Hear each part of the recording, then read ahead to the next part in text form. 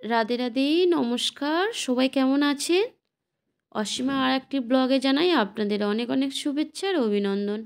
সকল বন্ধুদের জানাই শুভ সকাল। আজ হচ্ছে বারে বৃহস্পতিবার। আর হচ্ছে বৃহস্পতিবার মানেই সমস্ত ঘরদোর ওপর থেকে নিচে অবধি বৃহস্পতিবার কারণে রোজগারেই পরিষ্কার করা হয়, কিন্তু বৃহস্পতিবারে যেহেতু মা লক্ষ্মীর বিশেষ করে পূজা হয়, তাই হচ্ছে সমস্ত ঘরদোর সমস্ত সব পরিষ্কার টরিষ্কার করার পরেই হচ্ছে কাজে হাত দেওয়া হয়, সংসারের বাদবাকি কাজে। আর বৃহস্পতিবার মানেই বাড়িতে নিরামিষ রান্নাবান্না। এখানে ঘুম থেকে উঠে আগে হচ্ছে ছোটো মামাকে দিয়ে আসবো, যেহেতু ছোটো মামার 8টা থেকে হচ্ছে স্কুল বা ক্লাস বসে, তাই ছোটো মামাকে দিয়েই ঘরে চলে এসেছি।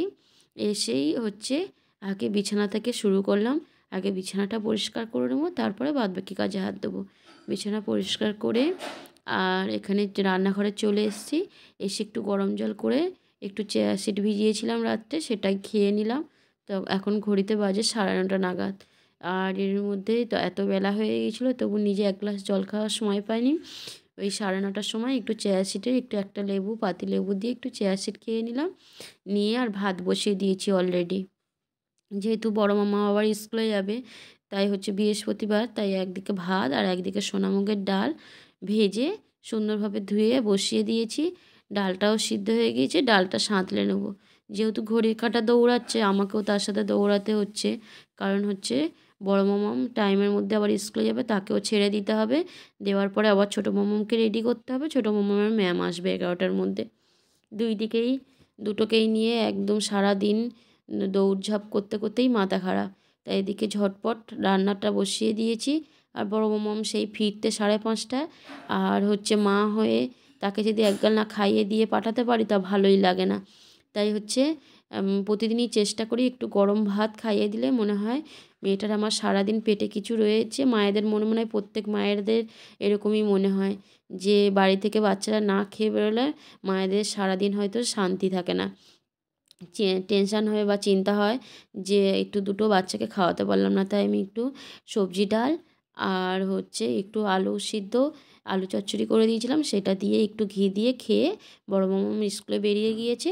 আর এখানে দেখুন অনেকটা জামা কাপড় পরেছিল, সেগুলো সব কাচাকুচি করে পুকুর থেকে নিয়ে চলে এসেছি। এসে ছাদে মেলে দিয়ে আবার দুপুরে রান্না জোগাড় সমস্ত বাজার দোকানে এসে গিয়েছিল, তাই হচ্ছে সেগুলো এবার কেটে বেছে নেব। একটু আলু ভাজা বসিয়ে দিয়েছি। যেহেতু সোনামুগের ডাল হয়েছে, তার সঙ্গে একটু গরম গরম আলু ভাজা হলে মন্দ হয় না। বাড়ির সবাই খেতে ভালোবাসে এই শীতকালে একটু গরম গরম আলু ভাজা আর সোনামুগের ডাল বা বিউলির ডাল, আলু পোস্ত, এইগুলো দিয়ে খুবই খেতে ভালোবাসে। তাই হচ্ছে আপনাদের দাদাভাই তো নিরামিষ খাওয়ার হলে একদমই কোনো কথাই হয় না, সে নিরামিষ খাওয়ার খুবই পছন্দ করে। আর এই দেখুন কদিন ভরি কানের ধারে বলছিল যে বাজারে এঁচোড় সারা বছরই পাওয়া যায়, এঁচোড় কি আনবো? তা আর সবসময় যদি এরকমই বায়না করতেই থাকে ভালো মন্দ কী খাবে না খাবে, আবার না করে দিয়ে থাকতে পারি না। তাই বললাম ঠিক আছে, বৃহস্পতিবারে এঁচোড় এনো, বৃহস্পতিবারে নিরামিষ এঁচোড় করে দেবো। পেঁয়াজ আদা রসুনের চেয়ে একটু নিরামিষ মানে এঁচোড় করলে বাড়ির সবাই খুবই ভালোবাসে।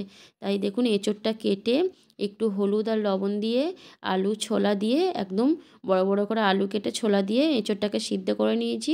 আর এখানে কড়ার মধ্যে তেল দিয়ে দিয়েছি, সেই তেলের মধ্যে পাঁচফোড়ন, দালচিনি, এলাচ, লবঙ্গ আর কালো জিরে দিয়ে আর জায়ফল জয়িত্রী দিয়ে একটু ফোড়নে দিয়ে ভেজে নিয়ে তার মধ্যে আদা, জিরে, মৌরি, গোলমরিচ, কাঁচা লঙ্কা বাটা দিয়ে সুন্দরভাবে কষিয়ে নিয়ে ভেজে নিয়ে তার মধ্যে টমেটো বাটা আর হচ্ছে হলুদ আর লঙ্কা গুঁড়ো দিয়ে সুন্দরভাবে এবার মশলাটাকে কষিয়ে নেবো। দেখুন আর সামান্য একটু চিনি দেবো, কারণ চিনিটা দিলে তরকারির কালার আর স্বাদটা মানে ব্যালেন্স হয়। তাই এখানে চিনি দিয়ে মশলাটা আবারও 5 মিনিট মতন কষিয়ে নিয়েছি। এবারে দেখুন মশলাটার কালার চলে এসছে, ওপর দিয়ে কত সুন্দর তেল ভাসছে আর মশলা থেকে তেল ছেড়ে দিয়েছে।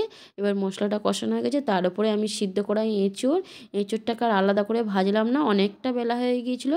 আপনারা চাইলে এঁচোড়টা ভেজে নিতে পারেন, এঁচোড় আলুটা ভেজে নিতে পারেন, কিন্তু আমি আর এখানে এঁচোড়টা তাড়াহুড়ো করে আর ভাজলাম না, মশলার মধ্যে দিয়ে একেবারে কষিয়ে নিয়েছি। এখানে দেখুন কষানো হয়ে গিয়েছে। এবার এপারে আমি একটু নুন দিয়ে গরম জল বসিয়ে দিয়েছিলাম, সেই গরম জলটা আমি হচ্ছে এঁচোড়ের মধ্যে দিয়ে দেবো। একদম শুকনো শুকনো করব না, একটু রাত্রের জন্য রাখবো। রাত্রে একটু গরম গরম পরোটা আর এঁচোড়ের তরকারি হলে মন্দ হয় না। বৃহস্পতিবার নিরামিষের দিনে একটু পরোটা হয়, প্রায় দিনেই বৃহস্পতিবার দিনে একটু পরোটা হয়। দেখুন এঁচোড়টা আমার হয়ে গিয়েছে।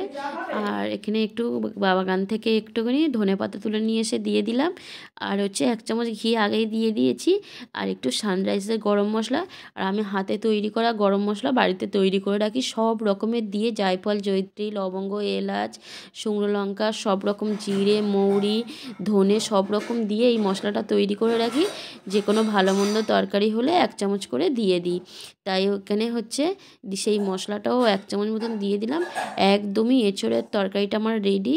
আর এবার তরকারিটা আমি একটা পাত্রে ঢেলে নেবো, গ্যাসটাও অফ করে দিলাম। দেখুন এবারে ঢেলে নেবো গরম গরম, একটু ভাতের সঙ্গে বের করবো, আর একটু হচ্ছে বিকালের জন্য তুলে রেখে দেবো।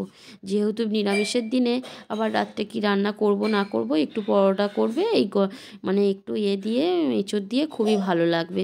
আর এখানে দেখুন একটু ধনেপাতা ওপর দিয়ে আবার একটু আমি সাজিয়ে দিলাম যাতে একটু দেখতে ভালো হয়। আর এখানে অলরেডি দেখুন তরকারিটা দেখুন বেশ দেখতে হয়েছে, কিন্তু দেখতে যেমন সুন্দর হয়েছে খেতেও কিন্তু সুন্দর হয়েছে।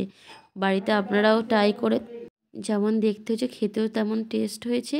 কারণ আমি একটুখানি 1 চামচ তুলে একটু মুখে দিয়ে দেখেছি একটু ঝোল। আপনার ভালো লাগলে লাইক কমেন্ট শেয়ার করে দেবেন।